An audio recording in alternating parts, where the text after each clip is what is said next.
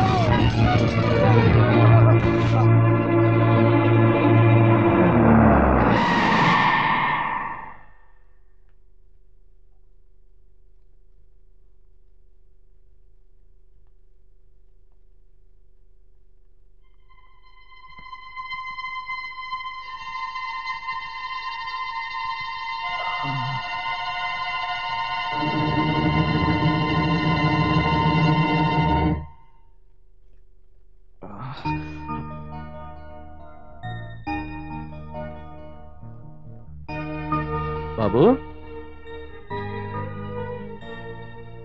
ఏమిటయ్యా, ఏమిటి అప్పుడే లేచి వచ్చావు? కాసేపు రెస్ట్ తీసుకోవచ్చు కదా. ఏయ్, హార్లిక్స్ తీసురా కదా.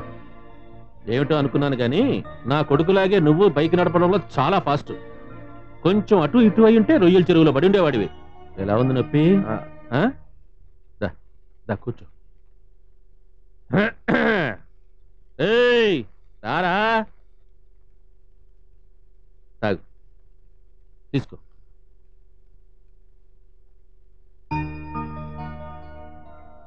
మా అత్తయ్య ఫోటో ఇక్కడ ఉందేంటి? ఆమె ఎవరో నేను తెలుసుకోవచ్చా? నా ప్రాణమిత్రుడి చెల్లెలు. నిజానికి ఇంట్లో దీపం వెలిగించాల్సిన దేవత, కానీ ఆమె ముందు మేమే దీపం వెలిగిస్తాం. అవునవును, ఈయనకి వాడేమో ప్రాణమిత్రుడు, వాడికినేమో బద్ద శత్రువు. అందుకే ఇంట్లో ఉన్న ఫోటో తీసి బయట పారేస్తానన్నాను. వింటాడా? ఈయనకేమో ఆయన మీద ప్రేమ కారిపోతుంది. నువ్వు నోరు మూస్తావా? నా ప్రాణ స్నేహితుడిని పట్టుకుని వాడు అనేంత పెద్దవాడు అయిపోయారా నువ్వు? ఏ, మొన్న పెళ్లింట్లో ఆయన నీకు చేసిన అమ్మానం సరిపోలేదా? మాకు మధ్య 1,00,000 గొడవలు ఉంటాయిరా. అవన్నీ నీకెందుకు? నీకు కొన్ని 100 సార్లు చెప్పాను వాడి విషయంలో జోక్యం చేసుకోవద్దని. వాడికి చెల్లెలంటే ప్రాణం.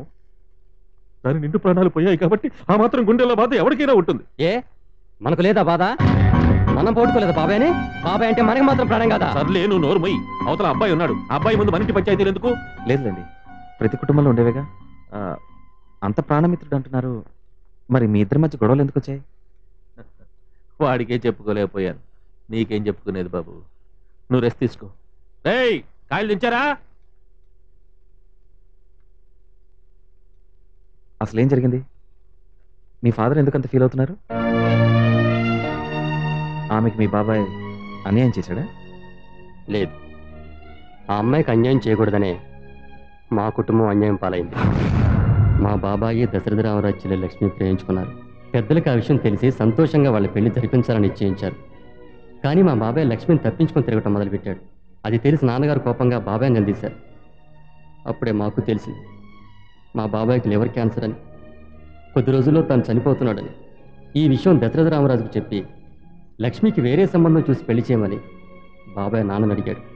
కానీ అప్పటికీ అసలు విషయం లక్ష్మికి తెలియక బాబాయ్ని అపార్థం చేసుకొని ఆత్మహత్య చేసుకుంది. దాంతో దశరథరామరాజు మా నాన్న మీద పగ పెంచుకున్నాడు. ఈ రోజు వరకు ఎక్కడ కనిపించిన కయ్యాన్ని కాలు దూతున్నాడు. అందుకే నాకు వాళ్ళన్నా వాళ్ళ కుటుంబం అన్నా పగ, ద్వేషం. Thank you very much. Okay, జాగ్రత్తగా వెళ్ళండి. ఏడు బాబు? వెళ్ళొస్తానండి. Thank you. ఎక్కడికి బయలుదేరావు? డాక్టర్ గారు రెస్ట్ తీసుకోమన్నారు. 2 రోజులు ఉండవచ్చు కదా. లేదండి, అర్జెంట్ పనులు ఉన్నాయి, నేను వెళ్ళాలి. అవును బాబు, మీ నాన్నగారు ఎవరు? మీలాగే మంచివారండి. జాగ్రత్తగా వెళ్ళు. ఏంటయ్య గారు, వాడు ఇక్కడికి వచ్చాడు? ఏంట్రా వాడు ఈడంటావు? అతనికి తెలుసా? ఆడ దశరథరామరాజు కొడుకు. ఏంట్రా నువ్వు చెప్పేది? మీ చెల్లెలు గారు కూడా ఆడింట్లోనే ఉన్నారు అయ్య గారు. కాలం వాడికి మా నాన్న అడ్డుపడ్డాడ్రా. వాడి తల నరికే వరకు నాకు మనశ్శాంతి లేదు. ఎక్కడ బండి? వదండి అయ్య గారు.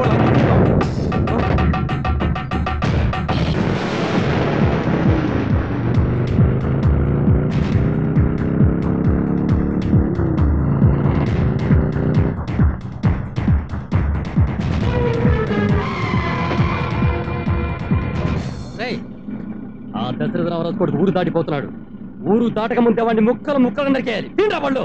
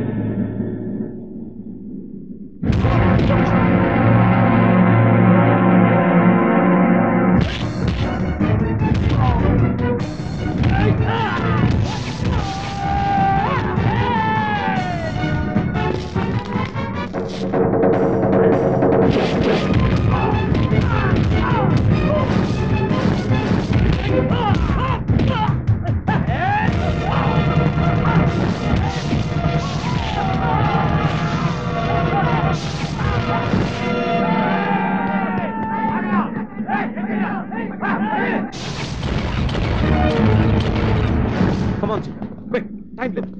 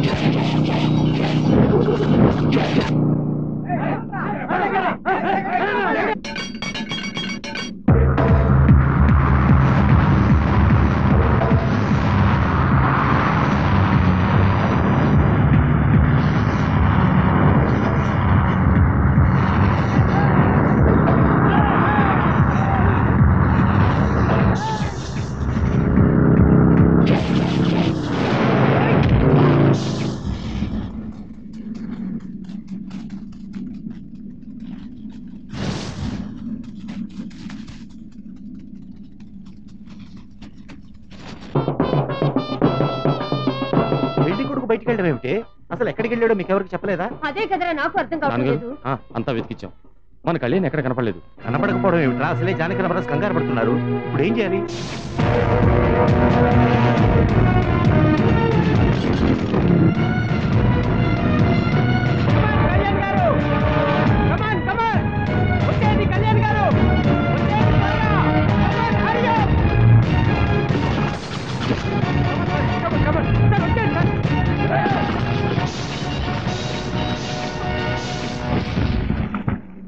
ఇక్కడ తప్పించుకున్నా ఎక్కడికి వెళ్తాడ్రా?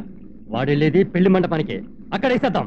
అదనరా ఏమిటి బావగారు, అసలేం జరుగుతుందో నాకేం అర్థం కావటం లేదు. పెళ్లిపేట్ల మీద ఉండాల్సిన పెళ్లి కొడుకు 5 నిమిషాల్లో పెళ్లి పెట్టుకుని కనిపించటం లేదంటే నన్నేమనుకోమంటారు? విదేశాల్లో విలాసంగా తిరిగినాడు. మంచివాడు కాదని నేను అనడం లేదు, కానీ చెడిపోలేదని కూడా గట్టిగా నమ్మలేంగా. జానకి రామరాజు, బంధువులందరి ముందు నువ్వు అట్ట మాట్లాడటం ఏం బాగోదయ్యా. ఆడపిల్ల తండ్రినండి, నలుగురికి సమాధానం చెప్పుకోవాల్సిన వాడిని నాకెలా ఉంటుంది? చూడండి జానకి రామరాజు గారు, మీ కూతురికి ఎలాంటి అన్యాయం జరగదు. మేము ఎలాంటి వాడమో మీకు తెలుసు. మాకు పరువు ప్రతిష్టలు ఉన్నాయి. మీ కుటుంబానికి పరువు ప్రతిష్ట పెద్ద మాట్లాడుతున్నాడు.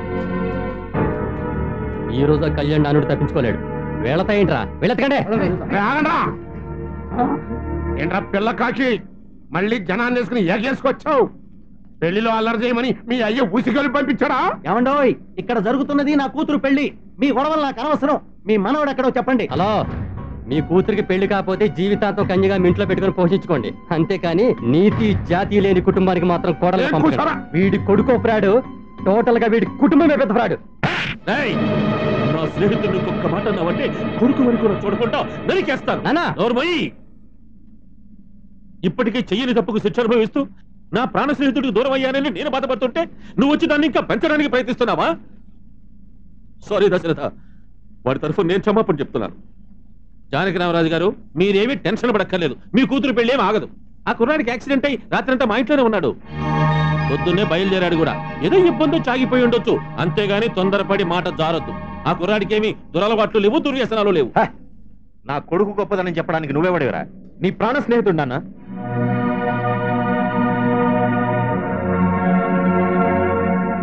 అవునా? మీరు అంకుల్ని అపార్థం చేసుకున్నారు. మీరు కొన్ని నిజాలు తెలుసుకోవాలి.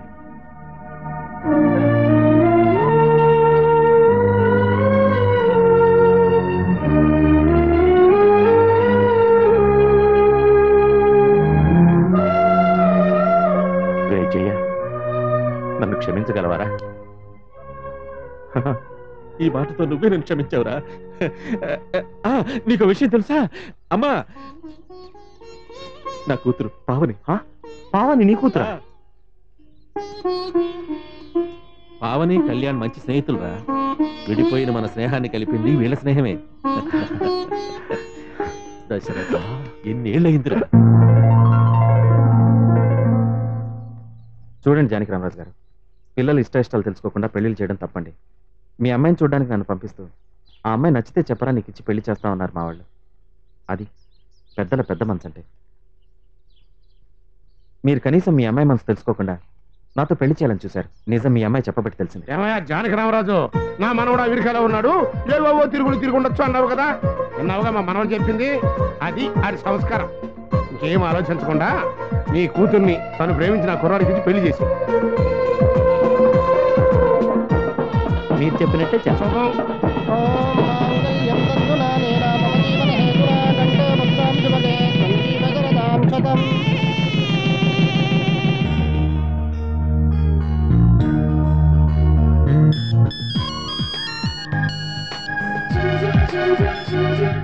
హలో, పావని, నీకు ఫోన్. హలో, అమ్మ తాతగా ఇప్పుడు నాకు అర్థమైపోయిందిరా. నువ్వు ప్రేమించింది ఈ పావనినే కదా. అది రే అబ్బాయి, పావని మన ఇంటికి ఈ స్నేహితురాలా రాలేదురా, మన ఇంటి కోడలు అవ్వాలనే ఇంట్లో అడుగు పెట్టింది. ఏమ్మా నిజమేనా? అమ్మా, నా చుట్టు తల్లి పెళ్లి నీ చేతుల మీదగానే జరిపిద్దాం అనుకున్నారా? కలపరా వాళ్ళిద్దరు చేతులు. మీకు ముఖ్య విషయం చెప్పాలి. ఈ శుభ సమయంలో నీ గోలేంటరా? జ్ఞాపకం చెప్పకపోతే మర్చిపోతాను. చెప్పనే గారు. సరే చెప్దాం. మన చెన్నై గారు అమెరికా పావని ప్రేమించుకున్నారు. ఎంత నిజం చెప్తారా? ఇదిగో భయంత్రాలు కాస్త గట్టిగా వాయించాడయా. ఈ మతి మరుపు మమ్మల్ని అందరూ చదివావు కదా. ఈ మొక్క నువ్వు ముందే చెప్పుంటే ఇంత కథ జరిగి ఉండేది కాదు కదా. దండం